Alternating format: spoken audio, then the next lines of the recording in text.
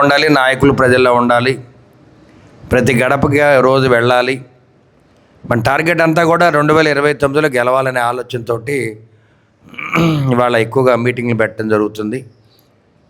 మరి unit meeting బుధవారం, first బుధవారం, రెండోది మండలం, మూడోది వచ్చేటికి అసెంబ్లీ, నాలుగోది వచ్చేటికి పార్లమెంట్ బుధవారం. 4 బుధవారాలు ఈ మీటింగ్లు పెట్టాల్సిందే. అంటే ప్రతిరోజు కూడా మన చేసే కార్యక్రమాలు అన్నీ కూడా సూపర్ సిక్స్ అన్నీ కూడా ప్రజల్లో తీసుకెళ్ళాలి. ఎందుకంటే ప్రజలు ఎప్పుడు కూడా ఆదమర్చి ఉంటారు, నాయకులు కార్యకర్తలు కూడా ఎవరి పనిలో వాళ్ళు ఉంటారు కాబట్టి, పొలాలు పోవటం ఎవరి పనులు వాళ్ళు చేసుకుంటారు కాబట్టి కొంచెం అందరూ కూడా అలర్ట్గా ఉంటే ప్రజల్ని మొబిలైజ్ చేయడానికి. అదేవిధంగా వైసీపీ నాయకుల మీద వాళ్ళు చేసే వ్యాఖ్యలకి మళ్ళీ మనం కూడా కౌంటర్ ఇవ్వాలి. ఇవన్నీ కూడా మరి నిత్యం కూడా నేను చంద్రబాబు నాయుడు గారు, పవన్ కళ్యాణ్ గారు చెప్తా ఉన్నారు. వైసీపీ వాళ్ళు చేసే వ్యాఖ్యలకి మళ్ళీ కౌంటర్ ఇచ్చే వ్యాఖ్యలు మనం ఉండాలి. తప్పనిసరి దీని మీద టీడీపీ నాయకులు కానీ, జనసేన నాయకులు, బీజేపీ నాయకులు స్పందించాలి.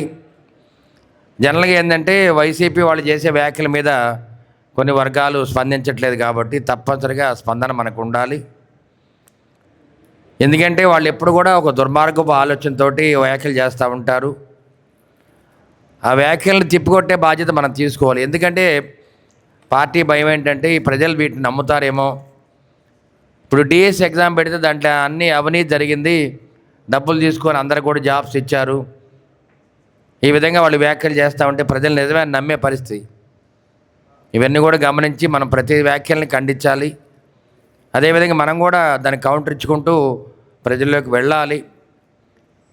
వాళ్ళు ఎప్పుడు మారరు, దుర్మార్గులు మారితే మనకు కూడా నష్టం. వాళ్ళు అట్లానే ఉండాలి, దుర్మార్గపు ఆలోచనలు అదేవిధంగా ఉండాలి, దుర్మార్గపు చర్యలు కూడా వాళ్ళు ఎట్లానే ఉంటేనే ఉమ్మడి కూటమి యొక్క మంచితనం బయటపడేది.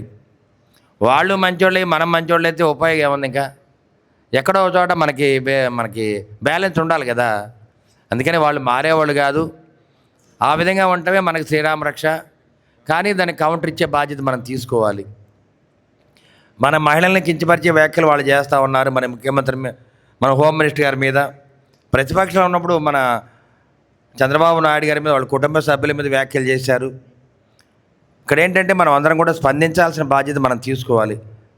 ఒక ఎలక్షన్ రోజు ఏ విధంగా పనిచేసాం అదేవిధంగా రోజు పనిచేయాల్సిన బాధ్యత ఇవాళ మన మీద ఉంది. బాధ్యత పెరిగింది. ఇంకా బాధ్యత కనుక మనకి ఎందుకులే ఈ బాధ్యత అని మనం దించుకున్నామంటే 2029లో మళ్ళీ మనం ఇబ్బంది పడతాం. అందుకని ఇప్పుడు నరేంద్ర మోడీ గారు చూడండి, ఒక స్టేట్ ఎలక్షన్ అయిపోయి ఇంకో స్టేట్కి వెళ్ళిపోతాడు. ఆయన టార్గెట్ ఇప్పుడు ఆ స్టేట్ గెలవాలని. అట్లా ఆ విధంగా పనిచేస్తూ ఉంటారు కాబట్టి మనం కూడా నిత్యం పనిచేయాలి. మరి కార్యకర్తలకి, నాయకులకి ఎన్నో ఇబ్బందులు ఉంటాయి. మరి ఉన్నా కానీ మరి పార్టీ కోసం మనం పనిచేయాల్సిన బాధ్యత మనం తీసుకోవాలి. మరి ఈ బాధ్యత అంతా కూడా మన చీఫ్ విప్ జీవి ఆంజనేయ గారి అడుగుజాడల్లో మనం అందరం కూడా నడుస్తూ ముందుకెళ్ళాలి. వారు ఏదైతే ఆదేశిస్తారో చంద్రబాబు నాయుడు గారి అడుగుజాడల్లో చీఫ్ విప్ గారు జీవి ఆంజనేయ గారు నడుస్తూ ఉంటారు. వారు వెనక అరవింద్ బాబు నడుస్తూ ఉంటారని చెప్పి ఏ మీడియా మొక్క తెలియజేస్తూ నా వెనక మీరందరూ కూడా నడవాలని చెప్పి కోరుకుంటూ ఈ కార్యక్రమాన్ని విజయవంతం చేసినది అందరికీ కూడా ధన్యవాదాలు తెలియజేస్తున్నాను.